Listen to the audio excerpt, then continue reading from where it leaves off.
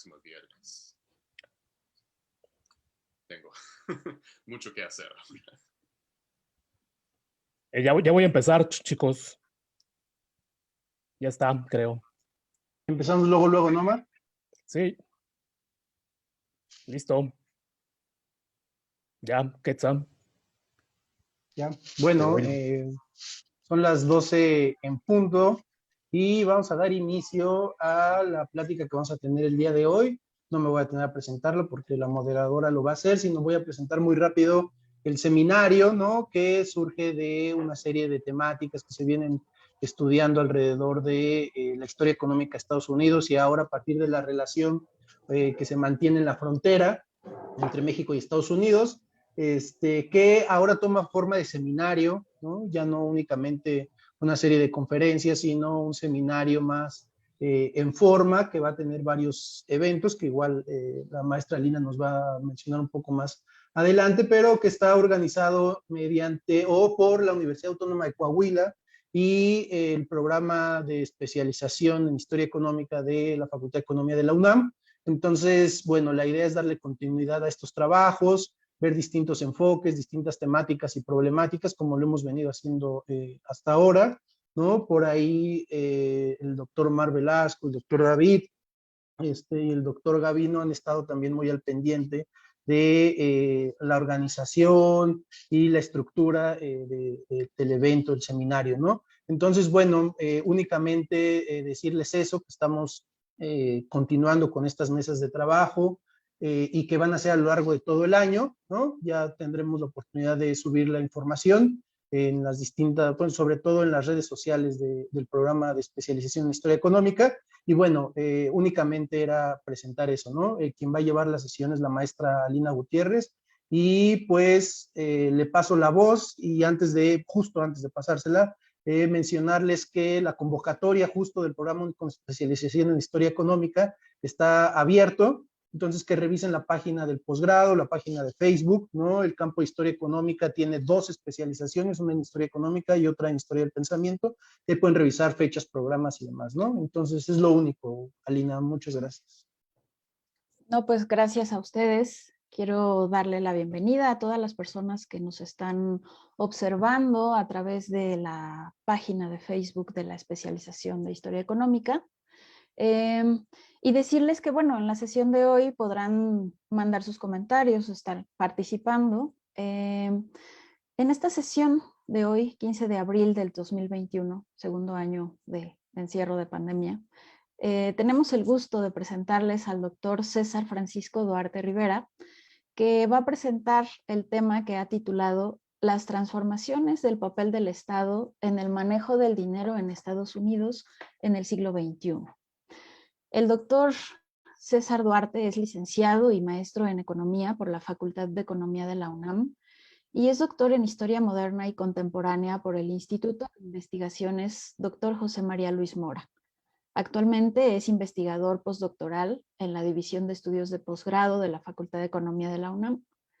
Ha sido profesor en la licenciatura en Economía de la Facultad de Economía de la UNAM, del curso de Historia del Pensamiento Económico. También es profesor en la especialización en Historia del Pensamiento Económico y en esta especialización de Historia Económica. En ellas ha impartido los cursos de Historia Financiera y Monetaria, así como los de Historia del Pensamiento Económico 1 y 2. También se ha desempeñado como profesor en la Universidad Autónoma de la Ciudad de México, plantel Cuautepec, a cargo del seminario monográfico sobre historia regional y local.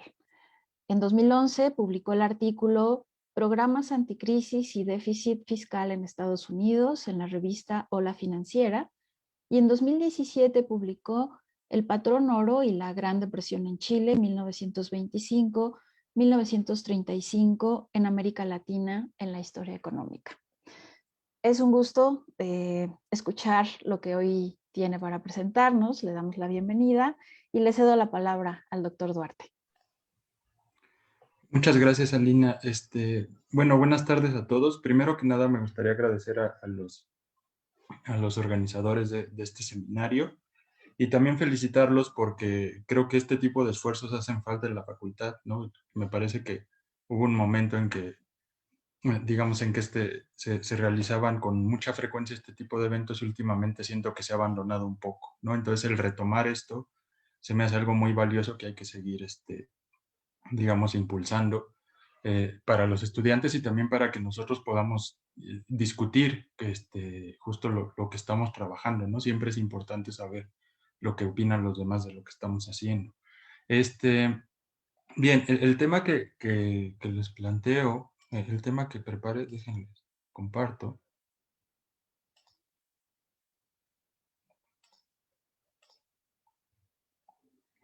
El tema que preparé hoy es un encuadre del proyecto que estoy ahorita realizando en la estancia postdoctoral, ¿no? Y todo paradójicamente surge a partir de la tesis de doctorado, ¿no?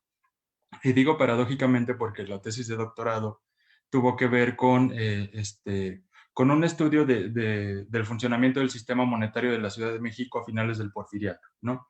Y entonces de ahí, de finales del siglo XIX hasta, doy el brinco hasta el siglo XXI y lo demás de México pasa a Estados Unidos y tal, ¿no? Pero más bien es la relación tiene que ver con un análisis de la manera en la que el Estado interviene digamos, en el manejo y en la regulación del funcionamiento de los sistemas monetarios, ¿no? Porque en realidad en la teoría económica es algo que se da por hecho, ¿no? O sea, que el Estado tiene la capacidad de hacer esto o de hacer esto otro. Y muchas veces el debate se enfoca si debe hacerlo o no debe hacerlo, ¿no? Pero lo que yo me encontré analizando al hacer la tesis de doctorado es que a veces el Estado quiere hacerlo, pero no puede, ¿no? O sea, ahí no tiene el poder suficiente para realmente tener la influencia que busca tener, ¿sí?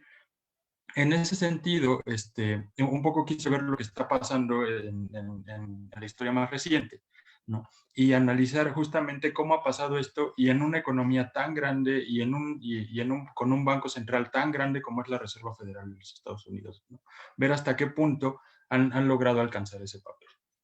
Entonces, para comenzar, quisiera hacer un breve, digamos, un encuadre general, ¿no?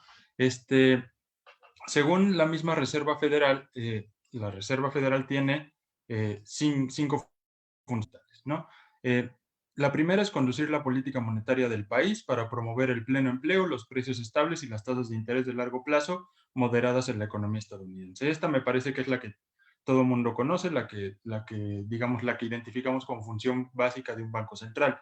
La segunda es promover la estabilidad del sistema financiero y minimizar y contener riesgos sistémicos a través del monitoreo e intervención activa en los Estados Unidos y en el exterior, ¿no?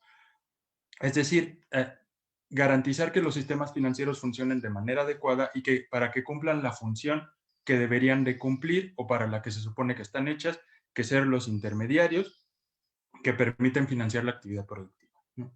La tercera es promover la seguridad y solvencia de las instituciones financieras individuales y monitorear su impacto sobre el sistema financiero en general, que está muy vinculada con la anterior, pero aquí tiene que ver más con las instituciones financieras en sí, no tanto la estabilidad del sistema financiero en general.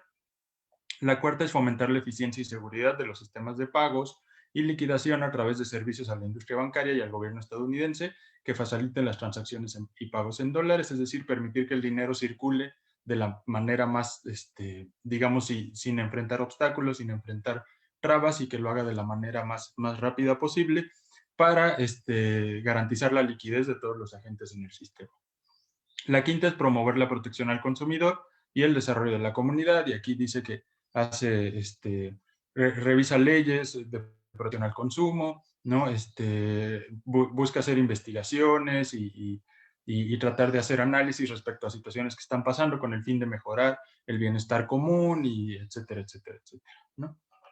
Pero digamos, de todas ellas, me voy a enfocar justamente en esta parte, que es la política monetaria. Es decir, la forma en la cual el Estado trata de controlar lo que está pasando con los mercados monetarios, ¿no? La forma en la cual el Estado trata de controlar lo que está pasando con el funcionamiento del dinero dentro de la economía, con su forma de circulación, con la forma en la que se utiliza y hacia dónde se dirige, ¿sí? Y aquí es importante señalar este punto, que es la idea del doble mandato, ¿no? En el mundo, los bancos centrales tienen distintos mandatos o distintas, digamos, distintos objetivos, ¿no? El caso, por ejemplo, del Banco de México, por ley, en la Constitución se establece que el Banco de México tiene el objetivo de mantener la estabilidad de los precios, ¿no? Y por ley es lo que tiene que hacer el Banco de México. Si hace otras cosas, serán con el fin de eventualmente llegar a la estabilidad de precios. La Reserva Federal tiene de lo que se conoce como un doble mandato. La Reserva Federal tiene que mantener los precios estables, pero también tiene que mantener el pleno empleo, ¿no? Tiene que hacer las dos cosas, tiene que lograr las dos cosas. Y lo de las tasas de interés de largo plazo moderadas en la economía estadounidense se ve más como un objetivo intermedio. Es decir, si la Reserva Federal alcanza tasas de interés de largo plazo moderadas, eso va a permitir alcanzar el objetivo de pleno empleo y de precios estables, ¿sí? Ok, ahora, ¿cómo lo hace? Y esto es un poco de teoría. En general, digo, y es una simplificación, pero en general la teoría que está detrás de la forma en que opera el Banco Central o la Reserva Federal es lo que se conoce como la regla de Taylor, ¿no? La regla de Taylor lo que nos dice es cómo debe actuar el Banco Central ante modificaciones en las variables económicas y debe hacerlo a través de su instrumento fundamental. El instrumento fundamental de la Reserva Federal es la tasa de interés, ¿sí? La tasa de interés nominal objetivo de corto plazo. Entonces, en el caso de la Reserva Federal es la tasa de los fondos federales. Esta tasa es la que permite, digamos, es la que paga un banco por prestarle a otro banco en el mercado de reservas. Es decir, si un banco necesita reservas de manera urgente, pide prestado a otro banco, ¿no? Y la tasa que se le cobra es la tasa de fondos federales, ¿no? La Reserva Federal entra en el mercado de reservas federales, de fondos federales, perdón, entra en el mercado de fondos federales y empieza a, digamos, a dirigir el mercado con el fin de hacer que la tasa de interés suba o la tasa de interés baja, dependiendo del objetivo que esté buscando en ese momento. Ahora, ¿cómo sabe la Reserva Federal cuándo subirla o cuándo bajarla? Eso tiene que ver con los dos objetivos que les decía, la estabilidad de precios o el pleno empleo. El pleno empleo medido no directamente a través de la tasa de desempleo, sino medido a través de la producción. Entonces, aquí se ve donde I es igual a la tasa, es la tasa de interés nominal objetivo, la tasa de fondos federales, esa debe ser igual a la tasa de inflación que se presenta en la economía, más la tasa de interés real de equilibrio, ¿no? Que es R con el asterisco.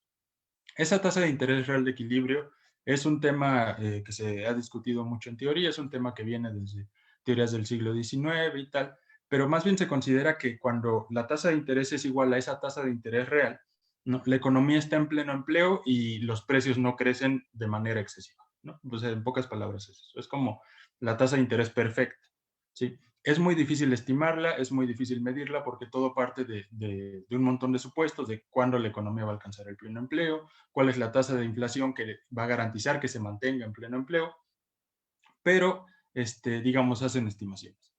Ahora, si la tasa de inflación es igual a la tasa de inflación deseada y y el PIB real es igual al PIB potencial, es decir, al máximo a lo que puede crecer el Producto Interno Bruto, los dos elementos digamos, que están más a la derecha entre paréntesis son igual a 0, ¿no? Es decir, pi y pi asterisco, ¿no? Que es la tasa de inflación menos la tasa de inflación deseada. Si son iguales, es 0. Si el PIB es igual al PIB potencial, el segundo elemento que está entre paréntesis es 0. Por lo tanto, la tasa de interés nominal tendría que ser igual a la tasa de interés real de equilibrio más la tasa de inflación, ¿sí? Que básicamente lo que te está diciendo es, si alcanzamos ese punto, la economía se encuentra en la tasa de interés real de equilibrio y por lo tanto toda la economía está en equilibrio y estamos creciendo a pleno empleo y es un mundo perfecto, ¿no? Todo es muy bonito. Ahora, muy rara vez está en esa situación.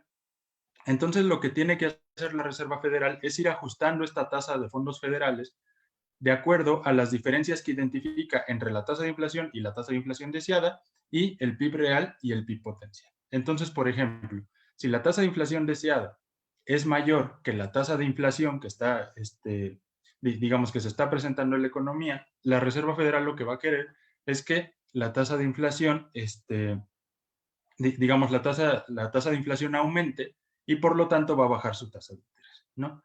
En realidad es suena un poco complicado, ¿no? Y bueno, se puede complicar mucho si uno profundiza y empieza a buscar papers de esto, y entonces hay un montón de modelos econométricos sobre cómo mido X, o cómo mido esta cosa, cómo hago tal.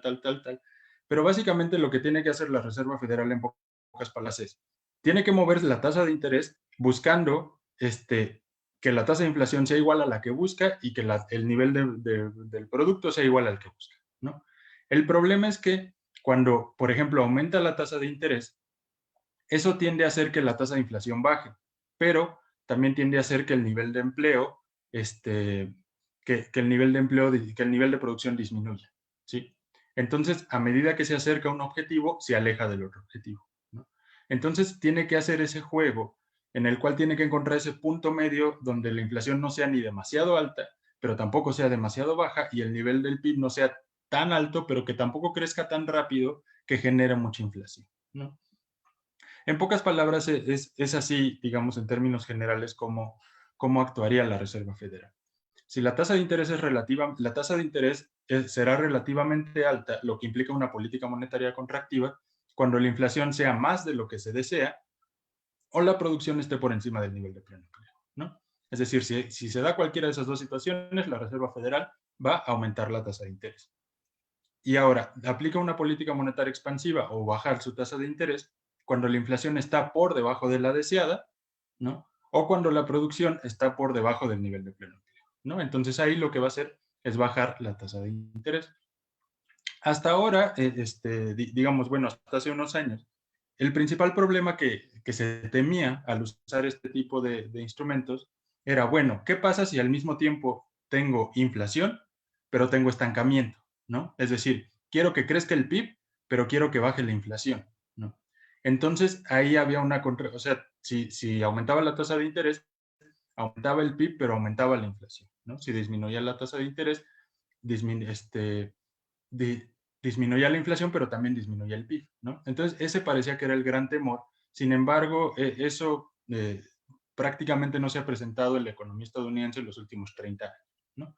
Entonces, ese parecía que era el gran problema, sin embargo, no se había enfrentado. Ahora, ¿cómo le hace la Reserva Federal para modificar la tasa de interés, ¿no? No es simplemente que diga, bueno, la tasa de interés va a ser 2, ¿no?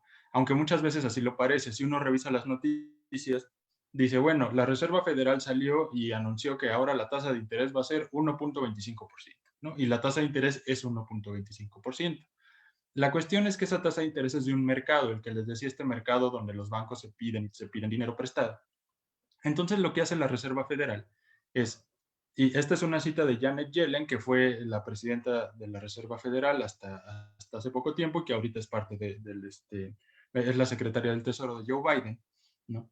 Y Yellen dice, nuestra herramienta principal consistía en operaciones de mercado abierto para manejar la cantidad de reservas disponibles para el sector bancario. Estas operaciones, a su vez, influían la tasa de interés en el mercado de fondos federales, donde los bancos que experimentan diferencias de reservas pueden pedir prestado a bancos con reservas excesivas. Cambios en la tasa de fondos federales se transmitiría a otras tasas de interés de corto plazo, afectando las tasas de interés de largo plazo y las condiciones financieras federales y, por tanto, la inflación y la actividad económica, ¿sí? Básicamente lo que dice Yellen es, nosotros entrábamos a este mercado de fondos federales y si, por ejemplo, queríamos que bajara la tasa de interés, empezábamos a inyectar dinero, es decir, a comprar títulos en ese mercado de fondos federales. Eso hacía que la tasa de interés bajara y entonces los bancos se prestaban entre ellos a una tasa de interés más baja, ¿sí? Ahora, ¿cuál es el objetivo final? El objetivo final es afectar inflación y empleo, ¿sí? La tasa de interés de fondos federales es de un mercado, no es pequeño, pero es un mercado no tan relevante para el funcionamiento del sistema económico en general, ¿no? La idea es que los cambios en esas tasas de interés de fondos federales se van transmitiendo hacia todas las tasas de interés que van cobrando los bancos. Es decir, un poco la lógica es el banco dice, bueno, me están cobrando menos, yo puedo cobrar menos de los créditos que me están dando, ¿no? Y eso se va expandiendo en toda la economía hasta llegar a las tasas de interés de largo plazo. ¿Por qué las de largo plazo? Porque esas son las que usualmente, o las que en teoría, toman en cuenta los agentes para tomar sus decisiones de inversión, ¿no? Entonces, si yo voy a hacer una inversión y mi proyecto es de 10 años, eso lo comparo con, por ejemplo, el rendimiento que me daría un bono de 10 años, ¿no? y digo, bueno, si el bono me da una tasa de interés más alta que mi proyecto de inversión, pues mejor compro un bono, ¿no? Y así no tengo que contratar trabajadores, comprar máquina, pelearme con el gobierno para que me dé permisos, etcétera, etcétera, etcétera, ¿sí? Entonces, la intención es alcanzar, digamos, a tener efecto sobre esa tasa de interés de largo plazo. Entonces, el éxito de la política monetaria radica en que los cambios en esa tasa de interés de corto plazo, de un mercado muy específico, afecten o modifiquen unas tasas de interés de largo plazo que se encuentran relativamente alejadas de ese mercado. Eso va a modificar las condiciones financieras de toda la economía y, por tanto, el nivel de inflación y el nivel de actividad económica. Ahora, esta es la forma en la que se ha comportado, digamos, esas tres variables, que son las que, en términos generales, la Reserva Federal ve muchas, pero son las que en términos generales se está analizando, ¿no? En la línea azul tenemos la tasa de fondos federales, esta tasa objetivo que tiene el Banco Central. La línea como naranja es la tasa de desempleo, naranja o roja, depende cómo la vean. Y la línea amarilla es la tasa de inflación, ¿no? Entonces, digamos, aquí está la relación un poco más, digamos, quitando la tasa de desempleo, la relación directa con la tasa de inflación, que como vemos, estos son datos mensuales, entonces la tasa de inflación se mueve, digamos, se parece bastante inestable, ¿no? Lo que podemos ver es varias tendencias en la tasa de fondos federales respondiendo a la inflación. El objetivo de tasa de inflación que tiene la Reserva Federal es de 2%, ¿no? O sea, si la tasa de inflación es menor al 2%, la Reserva Federal va a buscar que aumente la inflación. Si la tasa de inflación es mayor al 2%, la Reserva Federal va a buscar que disminuya la inflación. Entonces, digamos, aquí se ve cómo la Reserva Federal va respondiendo. En los momentos, por ejemplo, a partir de 2005, en que la tasa de inflación empieza a crecer, la Reserva Federal empieza a aumentar su tasa de interés, ¿no? Después, cuando la tasa de inflación empieza a bajar, que es lo que pasa en 2009, que incluso, es decir, el nivel de precios disminuye, la Reserva Federal baja mucho su tasa de interés, ¿no? Y a partir de 2016, cuando la tasa de inflación empieza a crecer otra vez, la Reserva Federal empieza a aumentar su tasa de interés. Pero como les digo, también tiene que ver con lo que ocurre con la tasa de desempleo, ¿sí? Cuando la tasa de desempleo empieza a crecer, la Reserva Federal disminuye su tasa de interés, ¿no? Cuando la tasa de desempleo empieza a disminuir, en teoría la Reserva Federal tendría que aumentar la tasa de interés, ¿no? Todo depende de qué tan cercano, qué tan lejano está del objetivo de tasa de desempleo que se plantea. El objetivo de tasa de desempleo de la Reserva Federal no se publica, a diferencia del objetivo de tasa de inflación, que sí se da a conocer, se salen todos los comunicados y tal. Entonces, pero tiene que ver más con las condiciones generales de la economía, de ahí que no se tenga un objetivo, digamos, específico, ¿sí? Usualmente la tasa de desempleo en Estados Unidos, recientemente, una tasa de desempleo que se considera normal es de alrededor del 4%, ¿no? Entre 3 y 4%. Entonces, como se ve durante todo el periodo, la tasa de desempleo ha estado un poco arriba de eso, y tiene que ver primero con la crisis de 2000-2001 y después con la crisis que comienza en 2008, y que abarca un largo periodo hasta, depende a quién le pregunten, pero puede ser 2015, puede ser 2016, ¿no? Y bueno, y ahorita lo que ha pasado en los últimos años. Pero ahora, viendo solamente la tasa de fondos federales, algo que a mí me llama la atención es justamente lo que ocurre a partir de 2009, ¿sí? Vean que desde 2000 hasta 2009 la tasa de fondos federales se está moviendo, ¿no? Sube, baja, mantiene ciertas tendencias. Sin embargo, a partir de 2009 se encuentra muy cerca del cero, ¿sí? Y es de 2009 a 2016 donde se mantiene así, muy, muy cerca del cero, ¿sí? Ahora, esa situación es algo que ha llamado mucho la atención de un montón de analistas sobre política monetaria, ¿no? Es decir, ¿cuál es el problema con esto? El problema es que, y esto lo dice Yellen también, la crisis financiera global reveló dos defectos principales de las herramientas de política monetaria, es decir, de usar la tasa de interés para lograr resolver, digamos, los problemas que enfrenta la economía. El primero es la incapacidad de controlar la tasa de fondos federales una vez que las reservas dejan de ser relativamente escasas. Lo que dice Yellen es, bueno, nosotros intervenimos en este mercado de reservas bancarias, ¿sí? Ahora, dado que en ese mercado de reservas bancarias la cantidad de dinero que digamos que se comercia en ese mercado no es tan grande, cuando nosotros intervenimos, cuando la Reserva Federal interviene, entonces tiene una capacidad bastante grande de modificar esas tasas de interés, es decir, de modificar los precios en ese mercado, ¿sí? ¿Por qué? Porque con una pequeña inyección de dinero modifica todo el mercado, es decir, afecta mucho la oferta de fondos federales y entonces eso hace que cambie el precio. Ahora, el problema es cuando esas reservas, cuando la cantidad de dinero que se comercia en ese mercado ya es muy grande. Entonces, cuando la Reserva Federal entra, necesita inyectar muchísimo dinero para tener un impacto muy pequeño, ¿no? Es una cuestión de escala, básicamente. Y entonces, el problema es que la Reserva Federal, cuando ocurre eso, pierde la capacidad de influir de manera directa o de manera sencilla sobre la tasa de fondos federales. Es decir, requiere inyectar mucho dinero para realmente tener la capacidad de influir sobre ello, ¿no? El segundo es la incapacidad de generar un margen de maniobra sustancialmente mayor del que se puede obtener por una tasa de fondos federales cercana a cero. Es decir, el problema que tenemos, dice Yellen, es cuando la tasa de interés está muy cerca de cero, ya no podemos bajarla más, ¿no? Y entonces eso nos limita el margen de maniobra. Es decir, ya no podemos seguir impulsando la producción, ya no podemos seguir estimulando el aumento en precios, porque ya no podemos seguir bajando la tasa de interés, ¿no? Y creo que aquí es, por ejemplo, el caso acá, ¿no? Donde se ve la tasa de desempleo que alcanza un máximo de 10% por ahí de 2010, entre 2009 a mediados de 2009. Y la tasa de interés se mantiene prácticamente en el mismo nivel. Pero no es porque, digamos, no es porque la Reserva Federal esté decidiendo ya no intervenir, sino simplemente porque la tasa de interés ya no puede bajar más, ¿no? Entonces tiene que mantenerla ahí hasta que la tasa de desempleo se vaya resolviendo. Pero digamos, si en ese momento en que la tasa de desempleo de 10%, la tasa de fondos federales hubiera estado más o menos en 3% o en 4%, se hubiera visto una caída continua todavía, ¿no? Una caída incluso más profunda. Entonces, el problema es que llegas a un punto donde ya no puedes bajar más, ¿no? Y se empezó a conocer como el Zero Lower Band o el límite inferior cero, ¿no?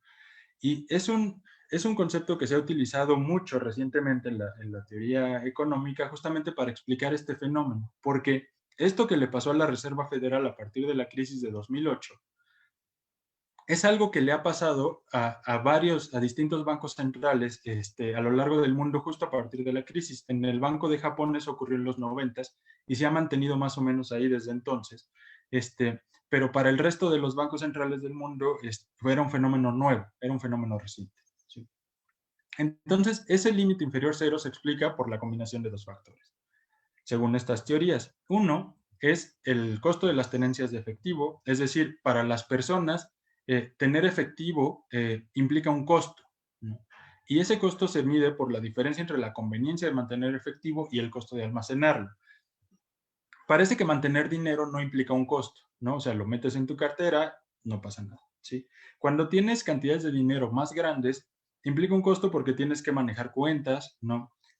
Implica cierto costo de seguridad, ¿no? Cierto costo de almacenarlo. Entonces, ese es el costo que se está considerando. Y el otro factor es la respuesta de los intermediarios financieros a tasas muy bajas.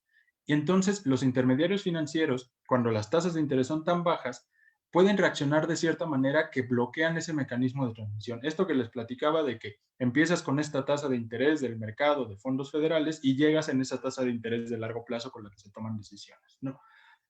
O sea, en ese caminito puede ser que los intermediarios financieros digan, no, yo no voy a reaccionar como debería reaccionar y entonces no se llega el efecto hasta las tasas de interés de largo plazo. Por tanto, los bancos, la tasa de interés no puede bajar más porque los bancos temen que sus clientes opten por el efectivo cuando las tasas son negativas, al tiempo que las tasas activas continúan cayendo.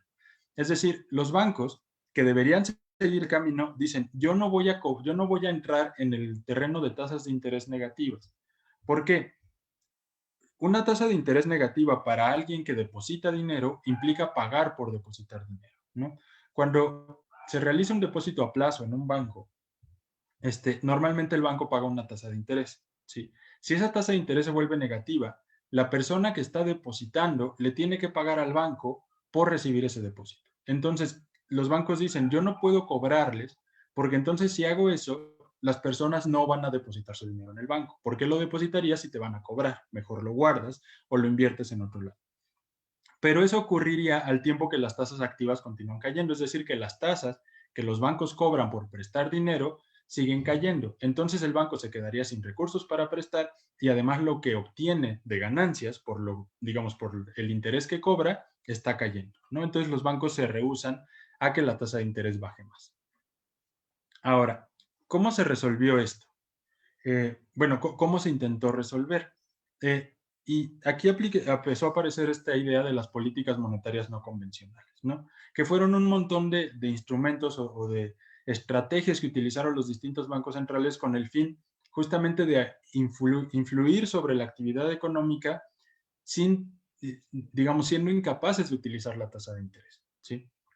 Algunos, esto lo dice el Comité del Sistema Financiero Global del Banco Internacional de Pagos, dice, algunos fueron diseñados para afectar el plazo de los spreads, de las diferencias entre las tasas de interés, ¿no? O igualmente tasas de interés de largo plazo libres de riesgos, mientras que otras fueran dirigidas a influir sobre los spreads de crédito y de liquidez, o igualmente tasas de interés de distintos instrumentos libres de riesgo.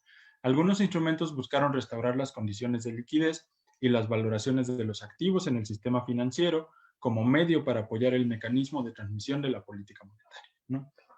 O sea, básicamente buscaban influir sobre algunos otros aspectos distintos a los que, digamos, usualmente, en los que usualmente participaban activamente.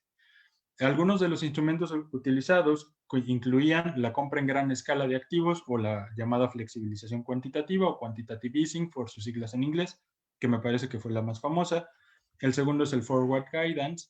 El tercero son las tasas de interés nominales negativas, es decir, hubo bancos centrales que dijeron, no importa, yo voy a establecer tasas de interés negativas. Y otro es el control del rendimiento de largo plazo. En la Reserva Federal se utilizaron básicamente dos, ¿no? Que es la flexibilización cuantitativa y el forward guidance, ¿no? La flexibilización cuantitativa, básicamente lo que consiste es que la Reserva Federal, digamos por ley, solo puede comprar cierto tipo de activos de los bancos, es decir, cierto tipo de títulos, cierto tipo de acciones. Y específicamente son los bonos del Tesoro, ¿no? O sea, son los bonos que emite el gobierno de los Estados Unidos.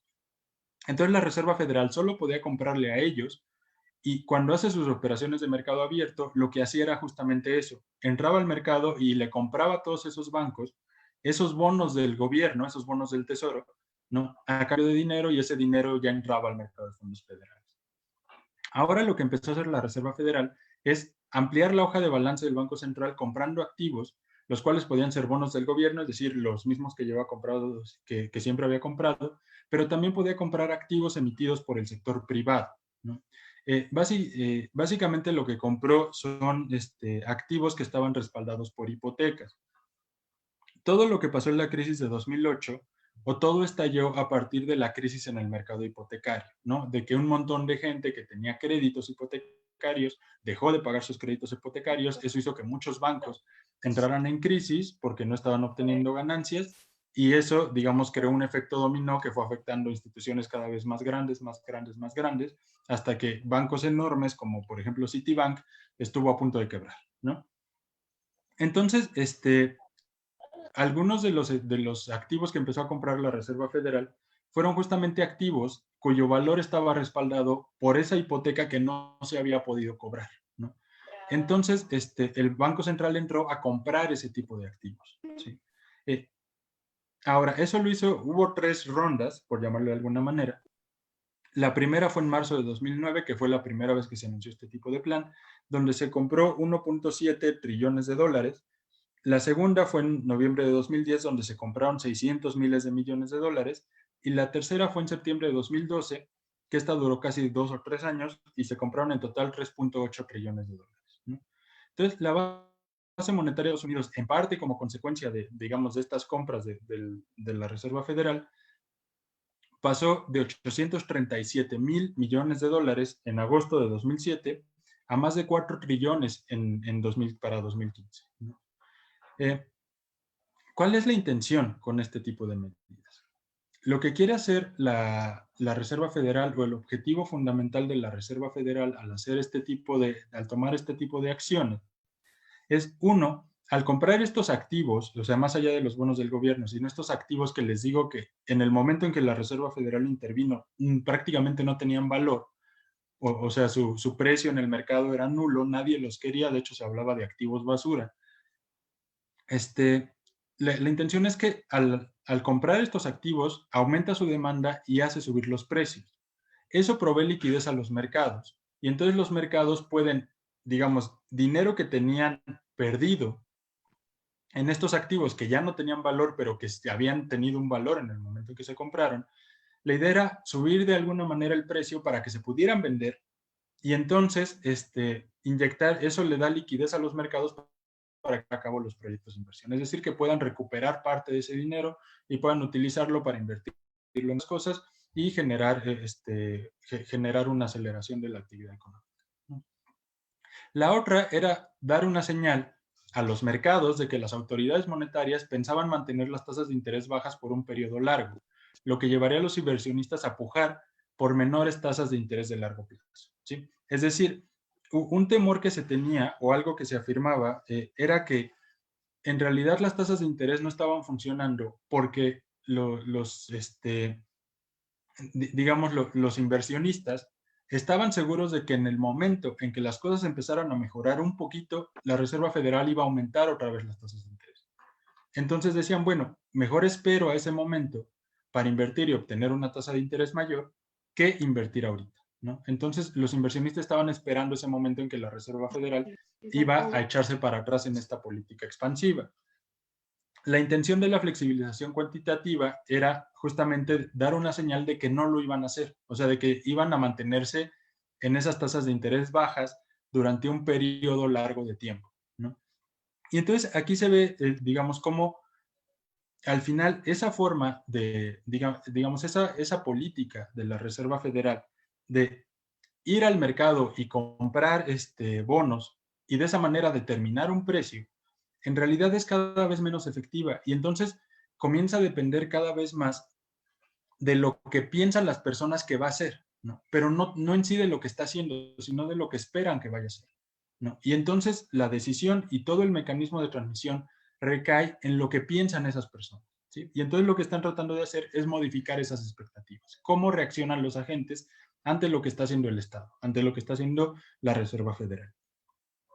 Y el último objetivo era ampliar la cartera de activos que la autoridad monetaria está dispuesta a comprar, lo que le permite influenciar más directamente sobre otras tasas de interés. Es decir, en el momento en que la Reserva Federal ya no solo está jugando en este mercado de fondos federales, sino que ahora ya está en otros mercados, puede afectar más directamente otras tasas de interés, ¿no? Y entonces, digamos, se brinca ese mecanismo de transmisión, ese caminito de tasas de interés. Entonces, en lugar de empezar de este lado, comienza en medio, ¿no? Para tener un efecto más directo sobre las tasas de interés de largo plazo.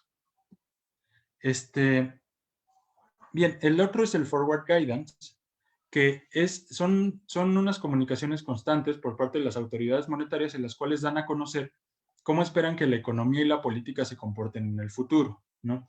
Entonces aquí lo que hace el Banco Central, la Reserva Federal, es buscar, digamos, es ser muy explícito en los objetivos que está buscando, ¿no? Entonces saca comunicados y dice qué es lo que está pensando que va a ocurrir en la economía, ¿no? Cómo va a funcionar esto y digamos, cómo esperan ellos que funcione y entonces cómo van a reaccionar con el fin de modificar las expectativas de los agentes. Entonces, a partir de agosto de 2011, los anuncios de la Fed en este sentido pasaron a ser compromisos explícitos de mantener o seguir cierta política hasta una fecha determinada, ¿no? O sea, ya no es solo un anuncio, sino que era un compromiso que se daba a conocer por todos los medios posibles de que los agentes iban a terminar funcionando, perdón, de que iban a seguir ciertas políticas específicas. Lo que quieren es modificar las expectativas del mercado, disminuir la incertidumbre y promover la confianza en las autoridades monetarias de forma que las tasas de interés bajen significativamente, ¿sí? Entonces, digamos, esas políticas monetarias no convencionales, lo que dice Bernanke, que también fue presidente de la Reserva Federal justamente durante el momento en que estalla la crisis, dice Bernanke, cuando se utilizan los nuevos instrumentos de política, la política monetaria puede alcanzar resultados similares a los que las políticas tradicionales pueden lograr si la tasa neutral de interés fuera 3 puntos porcentuales mayor, lo cual es cercano a lo que se necesita para anular los efectos adversos del límite inferior efectivo en la mayoría de las circunstancias. Lo que están buscando con este tipo de políticas es justamente que la tasa de interés, digamos, tener un margen de maniobra. Entonces es como si la tasa de interés no estuviera tan cercana al cero, sino que estuviera un poco más arriba, ¿no? Entonces, digamos, un poco para recapitular, lo que estamos viendo es que la Reserva Federal entró en este conflicto en el que la política monetaria se volvió inefectiva, ¿no? Ya no podían seguir usando el instrumento que era el que usaban siempre para tratar de influir sobre la actividad económica. Entonces empezaron a buscar medidas alternativas, pero el objetivo de esas medidas alternativas era lograr que la economía reaccionara como si estuvieran moviendo la tasa de interés. Es decir,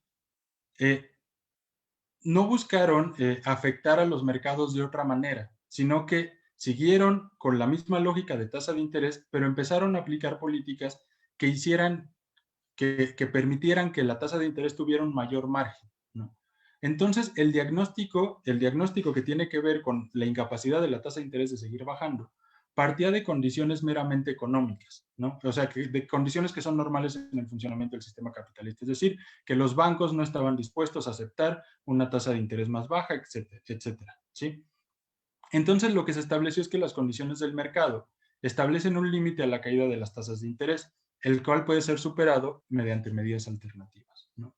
Entonces, todo tiene que ver con la forma en la que identifican los límites que tiene la política monetaria, que hasta este momento, digamos, no eran límites no eran límites que se reconocían demasiado, ¿no? Y el límite en el que se están enfocando estos análisis, o en el que se enfocó la Reserva Federal, era justamente en cómo las tasas de interés de corto plazo ya no podían tener influencia sobre las tasas de interés de largo plazo, ¿no? Entonces, todo es una cuestión económica.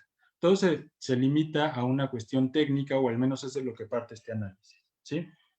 Es decir, los mercados funcionan de esta manera, la tasa de interés no puede bajar de este nivel debido a estas razones, entonces hay que buscar que la tasa de interés se mueva y que realmente afecte sobre las condiciones económicas de toda la economía, ¿sí? Ahora, en realidad, ese solo es un límite que puede tener la política monetaria. Yo he identificado 4 límites adicionales a eso, que no tiene que ver tanto con el nivel que tenga la tasa de interés, o si es demasiado bajo, o si es demasiado alto, si está cercano a cero. Los otros límites, 3 tienen que ver con una cuestión de expectativas, es el riesgo del prestamista, el otro es la preferencia absoluta por la liquidez y el otro es la credibilidad del Banco Central, ¿no? El riesgo del prestamista tiene que ver con con el hecho de que los bancos simplemente no creen que sea negocio prestar en estos momentos. Digamos, en momentos de crisis, los momentos de crisis, los bancos ven que hay mucho riesgo al financiar proyectos de inversión, ¿no? Entonces, no importa el nivel de tasa de interés, ¿sí? Si le inyectan más recursos al banco, el banco simplemente no va a prestar, ¿no? No tiene confianza en que las condiciones económicas sean adecuadas para estar financiando proyectos. Por el otro lado es la trampa de liquidez, que tiene que ver ya no con los bancos, sino con los inversionistas. Y los inversionistas simplemente no van a pedir crédito justamente por la misma razón, porque no creen que el sistema económico tenga las condiciones adecuadas para realmente llevar a cabo proyectos de inversión. El último es la credibilidad del Banco Central, que es lo que les platicaba hace rato. Es decir, que los inversionistas creen, las personas creen que el Banco Central no puede, que el Banco Central, digamos, va a cambiar en cualquier momento la política, y entonces algunas van a tomar decisiones pensando que la política del Banco Central se va a mantener. En el momento en que cambie, eso les va a implicar pérdidas. Y otro punto tiene que ver con las preferencias de ganancias que tienen los intermediarios financieros. La intención de la Reserva Federal es dar más recursos a los intermediarios, es decir, a los bancos, para que los bancos digamos, presten esos recursos para que se lleven a cabo proyectos de inversión productiva, ¿no? Es decir, para que se construyan fábricas, para que se den empleos, ¿no? Para que aumente la producción. Sin embargo, desde hace algunos años, estos bancos o estos intermediarios financieros han preferido utilizar esos recursos para, digamos, para obtener ganancias de los mercados financieros. El problema con eso es que los recursos inyectados por la Reserva Federal se quedan en el mercado financiero y no llegan a la producción. Y esto es un poco lo que ocurrió digamos, lo que ha ocurrido después de la crisis con el índice de las bolsas de valores de Nueva York, ¿no? La línea naranja es el índice Dow Jones, la amarilla es el Standard & Poor's y la gris es el Nasdaq. Como se ve, en realidad, si recuerdan, la tasa de desempleo se mantuvo alta durante un periodo más o menos largo de 5 años. Sin embargo, estos índices se recuperaron de una manera muy acelerada. Desde los primeros momentos en que la Reserva Federal empezó a aplicar estas políticas de inyectar mucho dinero a la economía, tratando de estimular el crecimiento económico, ¿sí? Entonces empezaron digamos, los precios de las acciones en la Bolsa de Valores de Nueva York se recuperaron muy rápidamente después de la primera caída. Y una gran parte tuvo que ver, en esta segunda quité el Dow Jones con el fin de que en la escala se ve un poco más. Una gran parte tuvo que ver con, digamos, con los recursos que estaba inyectando la Reserva Federal. Entonces todos esos recursos se estaban yendo hacia los bancos, ¿no? Entonces, ¿qué papel tiene el Estado en el manejo del dinero? La teoría monetaria y el análisis económico en general parten de la idea de que el Estado tiene la capacidad de influir directamente sobre las variables monetarias, ¿no? Y de que puede obtener, digamos, puede alcanzar los objetivos que se plantea si hace X o Y. Y el debate se ha centrado en que si debe utilizar esa capacidad o no debe utilizar esa capacidad, cuándo debe usarla, cuándo no, hasta dónde debe utilizarla, debe intervenir mucho, debe intervenir poco. Sin embargo, muchas veces ignora la posibilidad de que la capacidad del Estado se encuentra limitada. Y un poco lo que se ve a raíz de lo que ha ocurrido con la Reserva Federal en los últimos años es que la Reserva Federal ha perdido esa capacidad de influir directamente en el manejo de los mercados monetarios, ¿no? La crisis del 2008 lo que hizo fue mostrar los límites que tiene el Estado en el manejo del dinero y obligó a la búsqueda de mecanismos alternativos. Sin embargo, todo se siguió viendo, digamos, desde un punto de vista meramente técnico, meramente económico, donde la Reserva Federal simplemente encontró un piso a la tasa de interés y por eso deja de tener influencia. Sin embargo, esa pérdida de poder de la Reserva Federal para determinar lo que ocurre en los mercados monetarios tiene que ver más con cambios en las condiciones generales de la economía, ¿no? Y con un mayor poder de los bancos, de los intermediarios financieros para buscar ganancias donde están obteniendo mayores ganancias, que es en los mercados financieros, ignorando lo que está ocurriendo con la producción y lo que está ocurriendo con el empleo. Gracias. Muchas gracias, doctor Duarte. Muy interesante su disertación acerca del papel que ha jugado el Estado en cuestión monetaria en Estados Unidos, particularmente en estas coyunturas de crisis que nos ha señalado. Bueno, pues invitamos a quienes nos están escuchando en Facebook y a quienes están aquí dentro de la sesión con nosotros, a que si tienen preguntas, las compartan y vamos a iniciar con la pregunta del maestro Yedra. Adelante, maestro Yedra. Ay, muchas gracias. También me pareció muy interesante la presentación que hace César. Una pregunta solo muy rápido. El punto que nos explicas cuando ya no hay margen de maniobra en cuanto al movimiento de las tasas, ¿no? Que presentaste en uno de los gráficos y que ahora mencionaste casi al final, surgió una discusión entre la política monetaria y la política fiscal, ¿no? Sobre cuál es el mecanismo que se debe usar, que me parece que ese es uno de los puntos que dejas ahí como que al final. Realmente se llegó, o sea, es evidente, ¿no? Por los datos que presentaste, pero ¿cómo sería este equilibrio entre un tipo de política y otra, ¿no?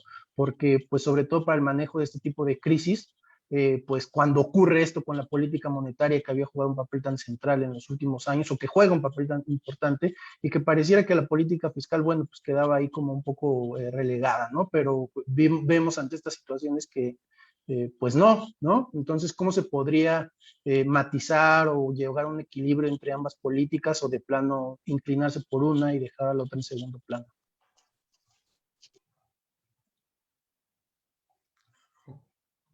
Adelante, doctor Duarte. Sí, de hecho, una de las cosas que he identificado y que quiero explorar más es justamente esa relación. Porque, como bien dices, la política fiscal ha sido o había sido hasta antes de la crisis dejada de lado, ¿no? Y parecía que con la crisis de 2008-2009 iba a haber una reactivación de la política fiscal y se empezó a hablar del nuevo New Deal, ¿no? Y que Obama estaba impulsando un montón de medidas y tal. Sin embargo, se hizo un plan de apoyo, digamos, hubo un plan de expansión fiscal, pero ese plan básicamente consistió en comprar activos de bancos, ¿no? O sea, como rescatar a los bancos. Y entonces empezó todo este debate del too big to fail y tal, ¿no?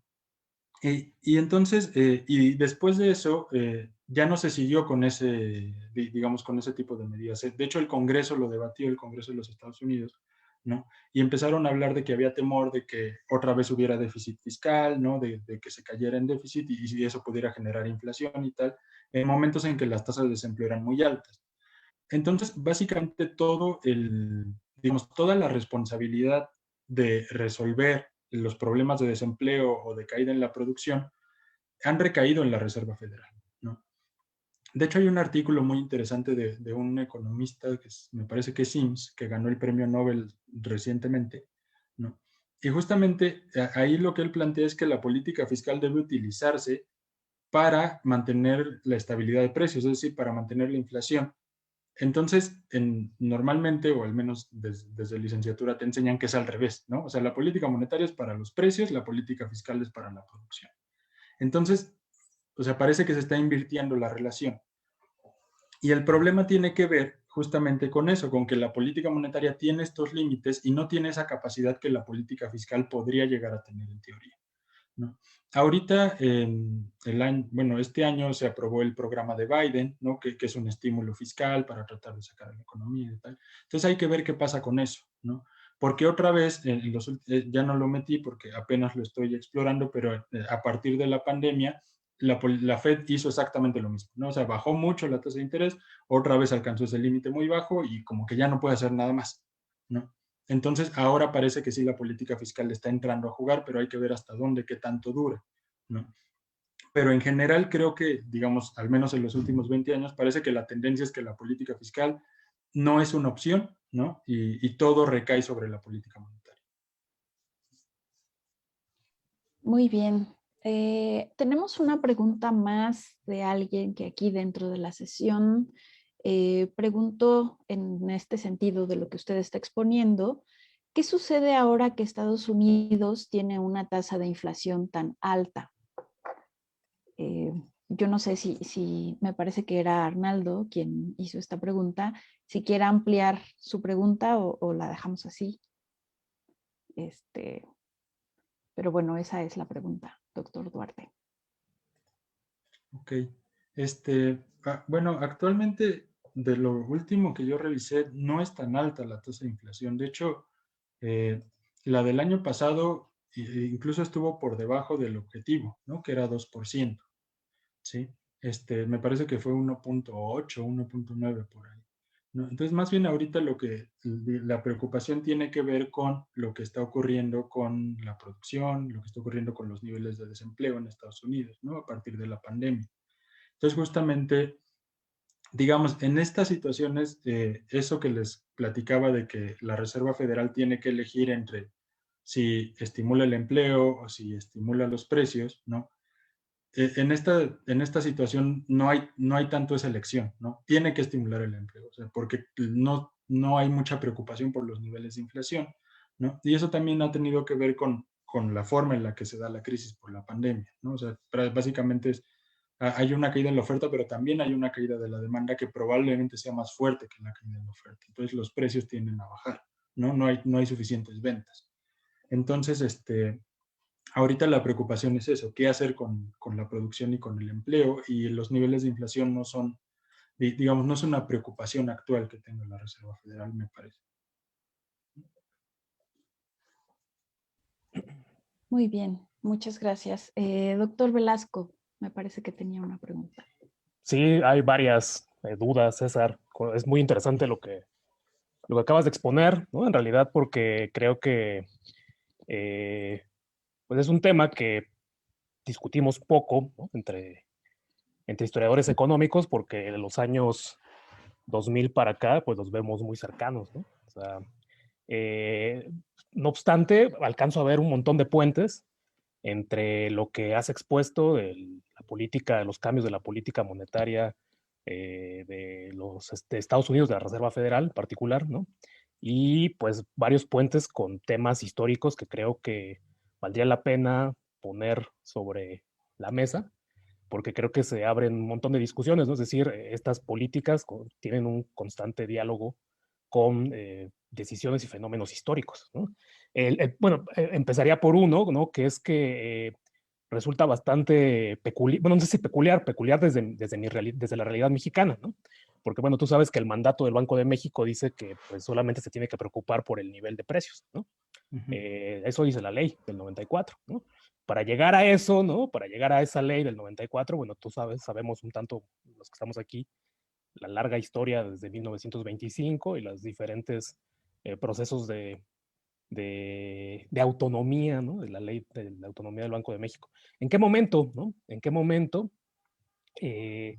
O cómo, si tú tienes alguna idea de en qué momento o cómo se dio esta configuración de la Reserva Federal, en la que tiene básicamente dos mandatos, ¿no?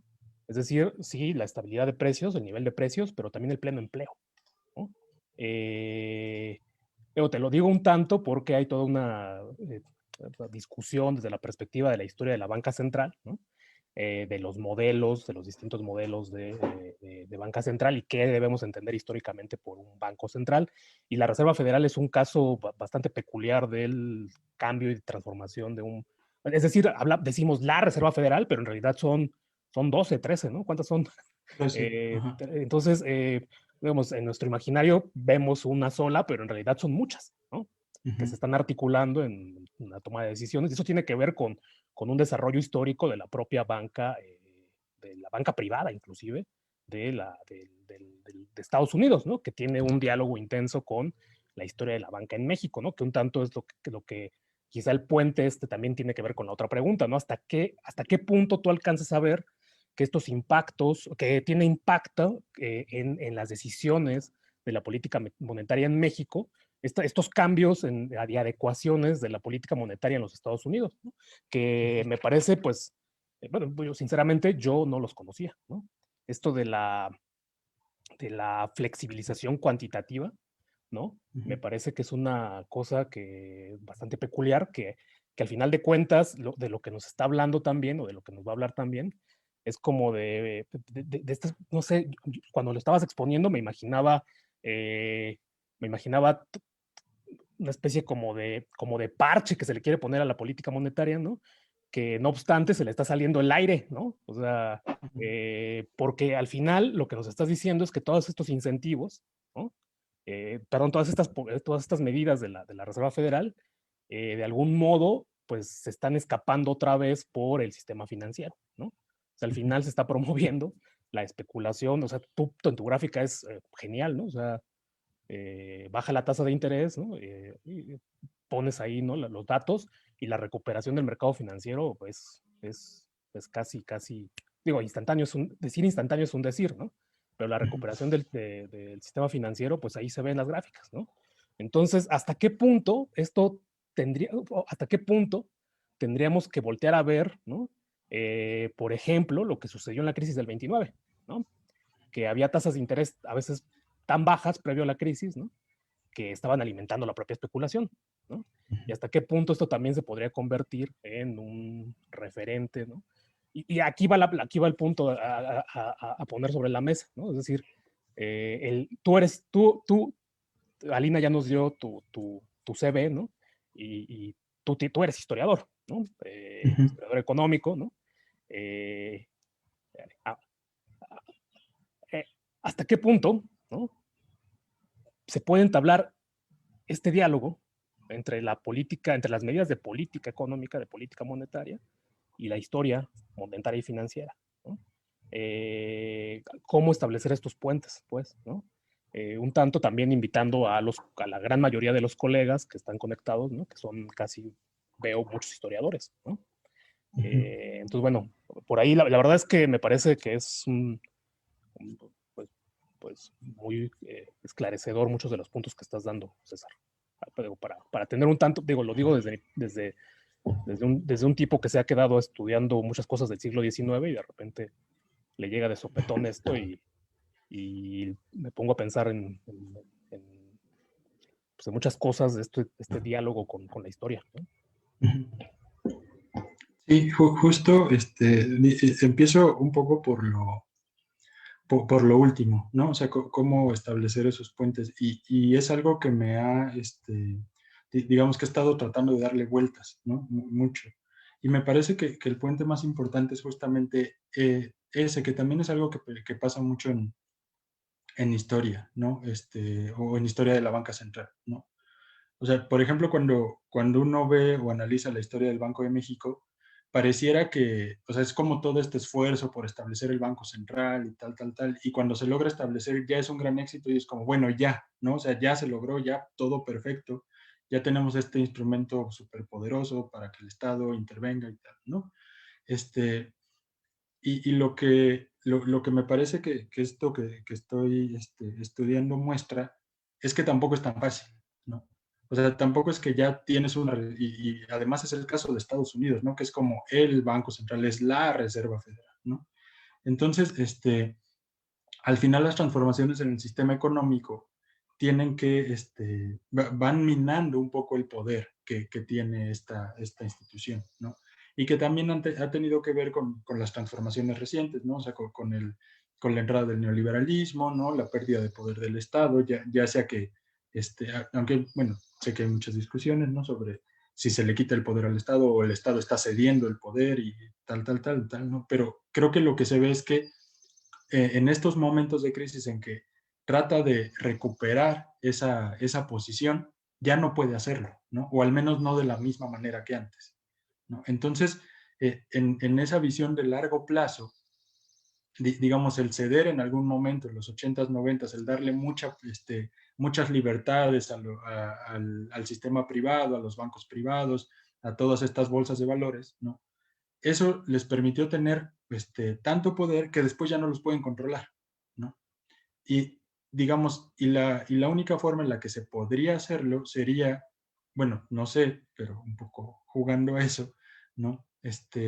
O sea, tal vez tratar de imponer otra vez regulaciones con el fin de limitar las capacidades que tienen ellos, ¿no?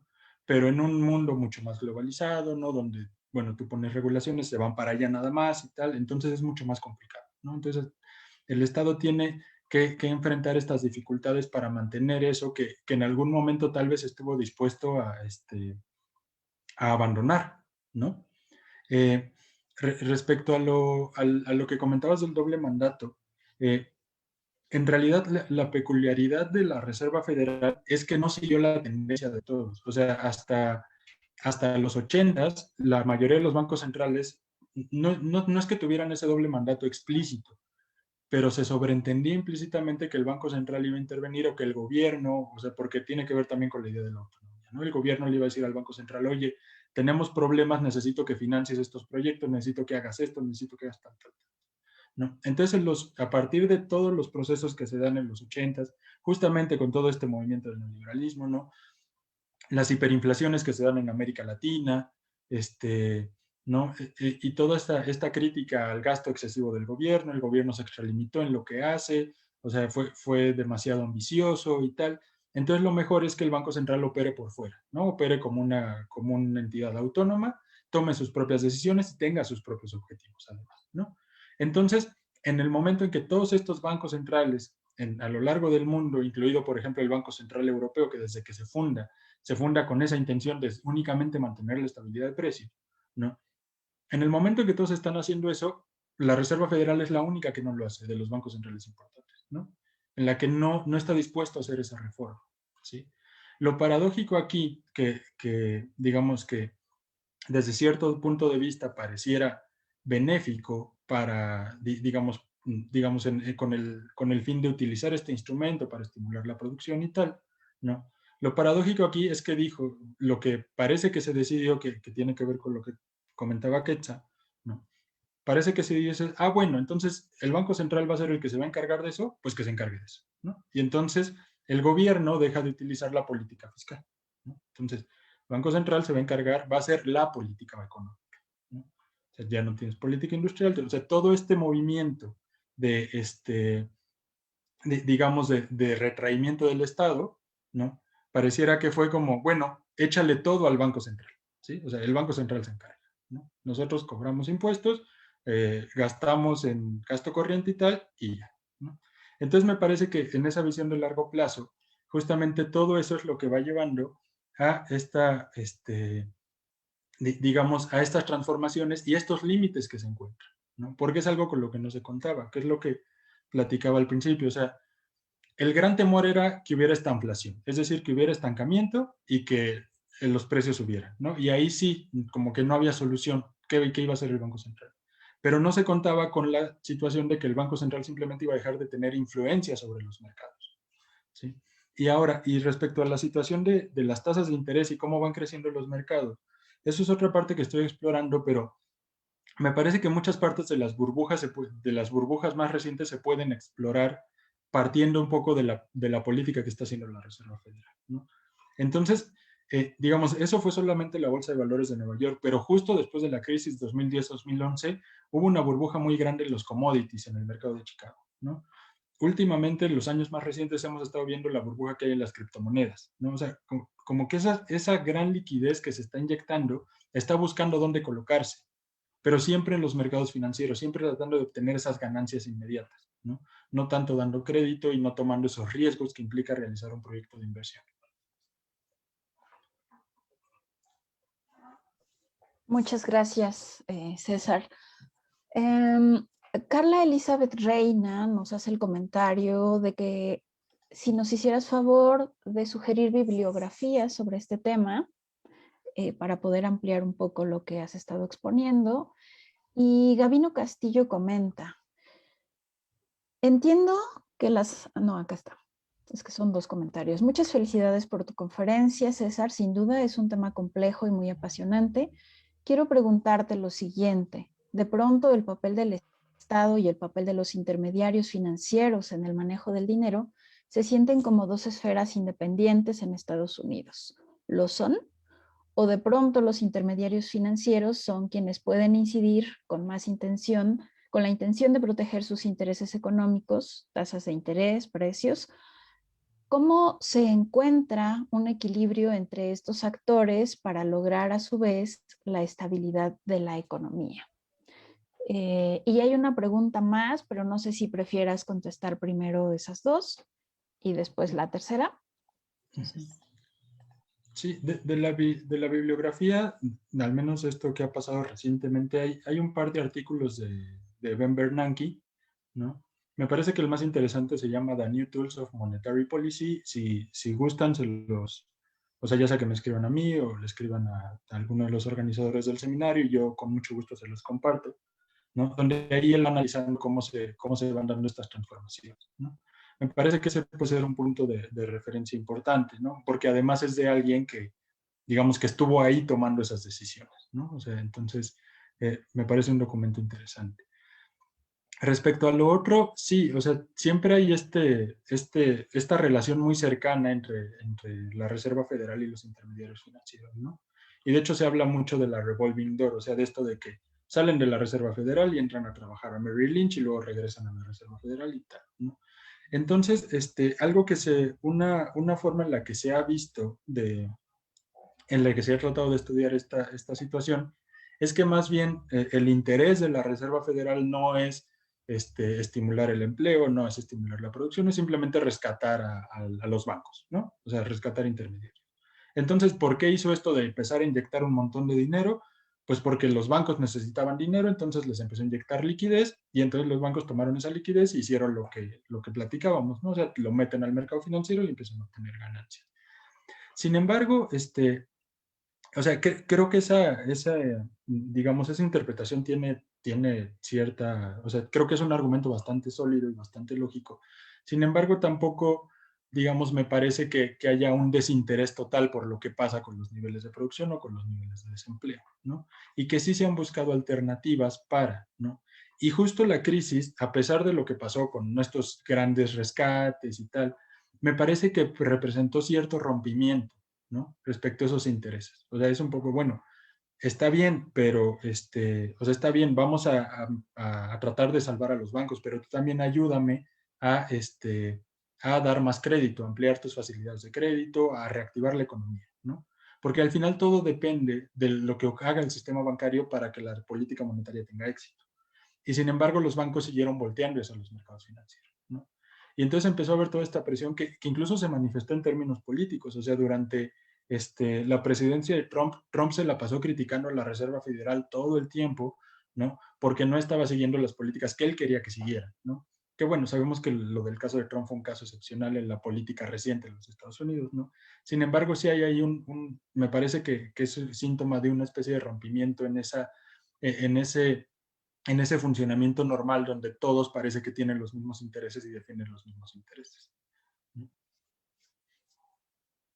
Muchas gracias. Hay dos preguntas más, pero voy a ir una por una. Gilberto Sánchez te dice, entiendo que las variables monetarias son variables dependientes de la capacidad del Estado. En este sentido, el Estado debe ser responsable de la solidez económica del país. Y tiene tres preguntas. Una tasa de interés negativa es indicativa de solidez económica. ¿En qué momento puede ser una manifestación de crisis? ¿Qué tan lejos estamos en México de que los bancos cobren por guardar dinero? Creo que si la tasa de interés que ofrecen es baja, ya lo están haciendo.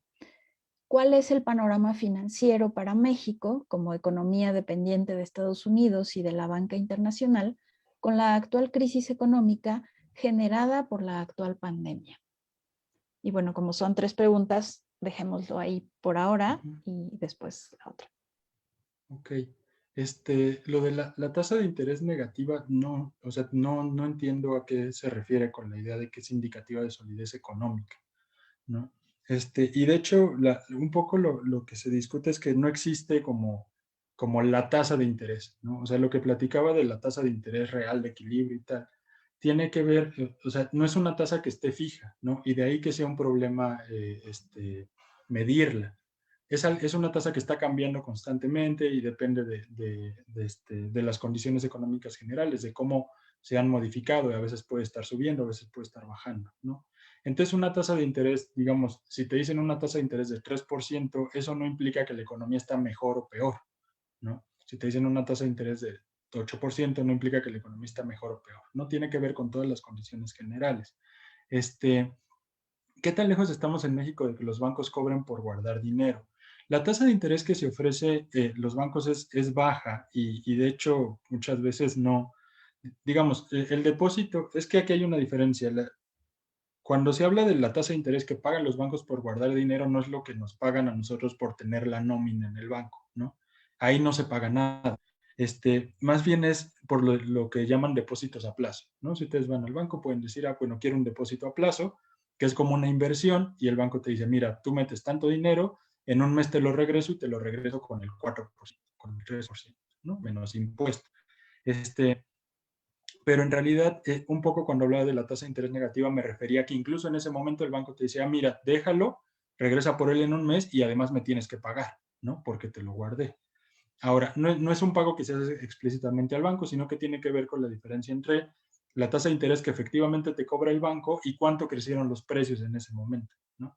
Entonces tú depositaste 10,000 pesos, hoy vas en un mes y con esos mismos 10,000 pesos, para empezar no te dieron nada extra y además te alcanza para menos porque los precios subieron durante ese mes, ¿no? Entonces en realidad estás perdido.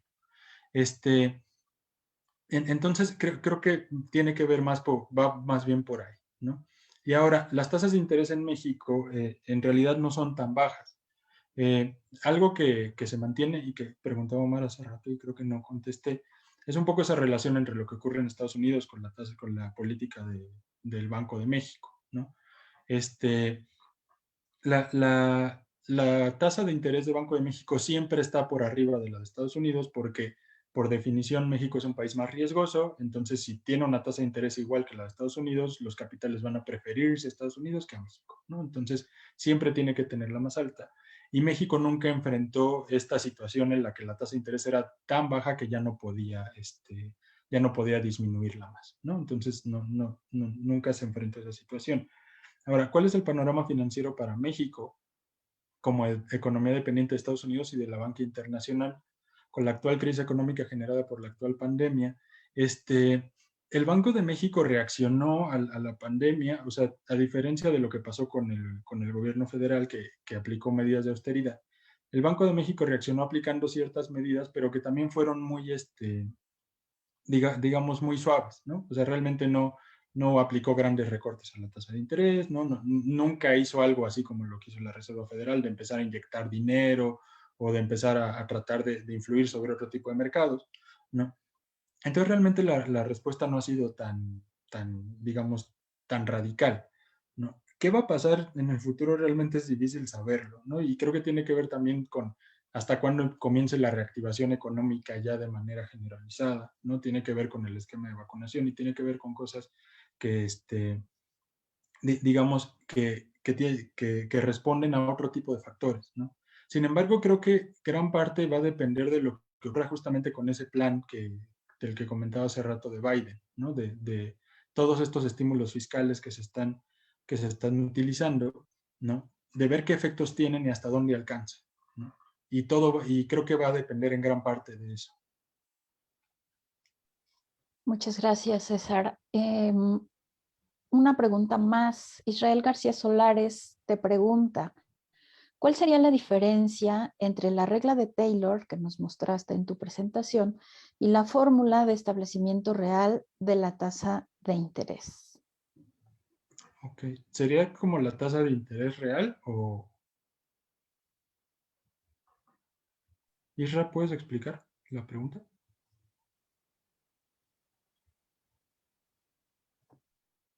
No estoy segura de que esté por ahí, pero bueno, Ok. mientras Bueno. regresa o pregunta, si quieres, hay un comentario más de Alan que dice, buenas tardes, doctor César. Le agradezco su plática. Estudio cuestiones del siglo XVII, pero vi los efectos de la crisis de 2008 en la industria acá en Saltillo. La gráfica que nos presentó es sumamente reveladora, sobre todo si se coteja con eventos históricos internacionales, como la presencia de Estados Unidos en Medio Oriente. Bueno, creo que ahí no había una pregunta como tal, pero si gustas responder la pregunta de Israel, pues adelante. Sí, creo que ya, sí, la regla de Taylor es más bien, te dice, o sea, es más bien tratar de medir a qué tasa debería de estar, ¿no? Sirve como una guía, ¿no? Y la tasa de interés, la tasa de interés efectiva de la Reserva Federal, de hecho, cuando la Reserva Federal anuncia una tasa de interés objetivo y la anuncia como un rango. Dice, la tasa de interés de fondos federales ahora va a estar entre 0 y 0.25%, ¿no? O va a estar entre 1.5 y 1.75%, ¿no? Entonces, la regla de Taylor es algo más exacto, ¿no? En teoría, que se trata de medir, y más bien la Reserva Federal, al reconocer que no puede, digamos, atinarle perfectamente, establece un rango para que la tasa de fondos federales, digamos, entre. Entonces sería, por un lado, lo que la Reserva Federal dice que quiere que sea la tasa de fondos federales, lo que es la tasa de fondos federales y la tasa que se podría medir por la regla de Taylor, que les digo es más un ejercicio teórico y que sirve como guía para que la Reserva Federal tome decisiones. Esa sería la diferencia. No sé si contesté. Bueno, pues creo que David tenía un comentario. Perdón. No. Sí, David, adelante. Hola, yo tengo una pregunta muy breve. Pareciera ser, a mí me parece, esto lo relaciona un poco con lo que menciona Alan, a mí me parece que desde que comenzó la guerra en Irak, se comenzó a ver en el 2003, se comenzó a ver que bajaba la tasa de interés y que tenía una tendencia a la baja, y de hecho sí está en la gráfica que lo muestras también. Y esto parecía que ya traía un riesgo para el mercado inmobiliario, porque como desde 2005-2006 en los Estados Unidos se comenzó a detectar que estaban incrementándose los precios de los inmuebles, de las casas, de manera bastante sustancial. Una primera pregunta es, ¿por qué no se detuvo la caída en las tasas de interés? Siempre me lo he estado preguntando, bueno, llevo años preguntándome. La otra es con respecto a lo que estás proponiendo, que me parece bastante importante. Bueno, y también les digo aquí a los estudiantes y a los que no, a lo mejor se les hizo un poco técnico el lenguaje de César, no siempre es así en el seminario, pero este tema es bastante importante. Tiene que ver con con tu propuesta principal. O sea, si la Reserva Federal está perdiendo capacidad de influencia, ¿no? Porque están bajando tanto las tasas de interés en los Estados Unidos, particularmente en la década de los 2010, y se está yendo, las inversiones no se están yendo a las inversiones no están yendo hacia los bonos del tesoro, y se están yendo hacia la banca privada, digámoslo así. ¿Qué está haciendo la Reserva Federal para tratar de recuperar esa capacidad de influencia en la economía de los Estados Unidos? ¿Está haciendo algo o simplemente lo está dejando que se le vaya un poco la soberanía al Estado como si nada ocurriese? Eso sería todo. Gracias. Y muy buena charla, por cierto. Gracias. Respecto a la situación de las tasas de interés, de hecho sí, a partir de 2003-2004 empezó a haber un crecimiento, o sea, la tasa de la Reserva Federal empezó a subir un poco, ¿no? Sin embargo, siempre se corría el riesgo, y me parece que aquí la influencia de Friedman es bastante fuerte. Friedman, cuando analiza la Gran Depresión, básicamente le echa la culpa a la Reserva Federal, porque dice, bueno, había tasas de interés muy bajas en los 20, ¿no? Y entonces eso estimuló la especulación y estimuló tal. Entonces lo que dice Friedman es, de repente la Reserva Federal subió mucho las tasas de interés, entonces como que todo se paralizó y eso generó la caída y generó todos los problemas, ¿no? Y de hecho es muy interesante que Bernanke, cuando era presidente de la Reserva Federal, en un discurso que está presentando, donde está presente Friedman, le dice directamente a Friedman, te fallamos una vez, no te vamos a volver a fallar, ¿no? O sea, como que ya entendimos tu lección, entonces ya no nos va a pasar lo mismo. Y justo creo que eso explica, o sea, aunque sí haya un crecimiento en las tasas de interés, tal vez tratando de controlar esa burbuja, eso explica que no sea un crecimiento tan acelerado, ¿no? Por ese temor a decir, voy a tronar la burbuja y entonces se viene la crisis y tal, ¿no? El problema es que la burbuja eventualmente tronó, y no tanto por lo que hizo la Reserva Federal, sino por que los bancos empezaron a dar crédito a gente que ni siquiera tenía ingresos, ¿no? O sea, todo mundo, a quien quisiera un crédito hipotecario, pues se lo daban porque el precio de la casa iba a terminar subiendo, entonces no había riesgo, ¿no? Entre comillas.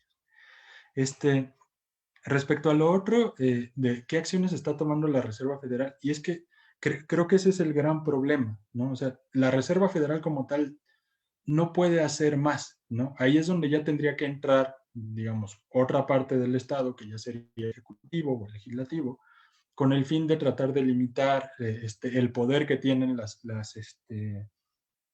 digamos, las instituciones financieras. O sea, la Reserva Federal no puede modificar leyes.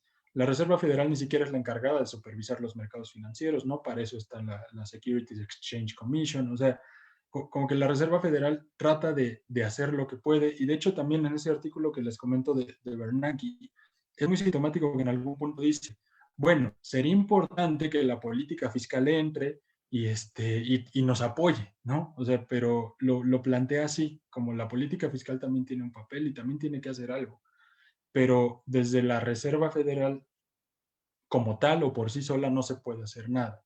Ahora, el punto es qué tanto interés tiene digamos, otros sectores del Estado de realmente recuperar ese control, ¿no? Porque tiene que ver con los intereses que se planteaban, ¿no? Y como sabemos cómo funciona la política en Estados Unidos, con estos grupos, con el lobbying, o sea, todo esto donde estos grupos empresariales o financieros tienen un poder muy importante y están obteniendo ganancias, entonces no les conviene, ¿no? Entonces tiene que ver con cómo se resuelvan esas situaciones al interior. Bueno, tenemos una pregunta final. Con esta pregunta vamos a cerrar la sesión. Eder nos dice, ciertamente la capacidad del Estado para dictar de forma independiente las políticas públicas, en este caso monetarias, se ha reducido. Sin embargo, no sucede que éste haya perdido toda capacidad, sino que se busca el equilibrio entre su actuar y el de la sociedad civil y el mercado. Esto se ve reflejado en la noción de gobernanza que ha tomado fuerza en las últimas décadas. No obstante, esto implica un diálogo constante entre estos actores para la toma de decisiones que sean benéficas para todos. Así, la independencia de las bancas centrales, al menos en el caso del Estado, limita tal capacidad. Por tanto, cabe esperar que la información con que las bancas cuentan sea suficiente para el correcto análisis y dimensión de los problemas. Esto recordando que la ineficiencia del Estado muchas veces se ha ligado a su incapacidad hasta cierto punto natural de conocer toda la información de los actores sociales y así de la realidad social. César. Sí, o sea, creo que siempre existe ese problema, ¿no? Y eso no solo en términos económicos, ¿no? O sea, cualquier tipo de actuación del Estado, siempre tienes el problema de que, pues no siempre cuenta con toda la información necesaria, ¿no? O sea, es imposible que cuente con toda la información necesaria para tomar una decisión u otra, ¿no? Pero, más allá de eso, creo que la incapacidad tiene que ver con que, con que justamente ese Estado ha perdido fuerza, ha perdido la capacidad de influir directamente en los mercados, ¿no? O de que los mercados sigan, digamos, el camino que está marcando el Estado, ¿no? Entonces, más que una falta de información, puede ser una falta, o sea, que es algo constante, ¿no? Me parece que es una constante en la historia de la banca central, por ejemplo, ¿no?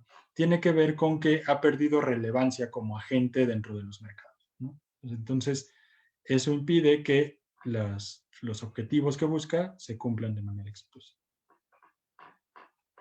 Bueno, pues vamos a cerrar esta sesión felicitando al doctor Duarte por su interesantísima participación en este seminario y agradeciendo a las personas que se quedaron conectadas con nosotros a través de las redes sociales, a quienes nos acompañaron en vivo en esta sesión. Y no queremos irnos sin recordarles que nuestra siguiente sesión será el viernes 7 de mayo y tendremos la ponencia del doctor Patrick Troester con el tema Guerra, Género y Nacionalismo en la frontera México-Estados Unidos, siglo XIX. Si están interesados en la participación, el texto que va a ser leído puede pedirse a través de correo electrónico con los organizadores de este seminario y bueno, será un placer contar con la participación de todos ustedes y del doctor Troester. Les agradecemos y que tengan muy buena tarde. Hasta luego. Hasta luego. Gracias. Muchas gracias. Hasta luego.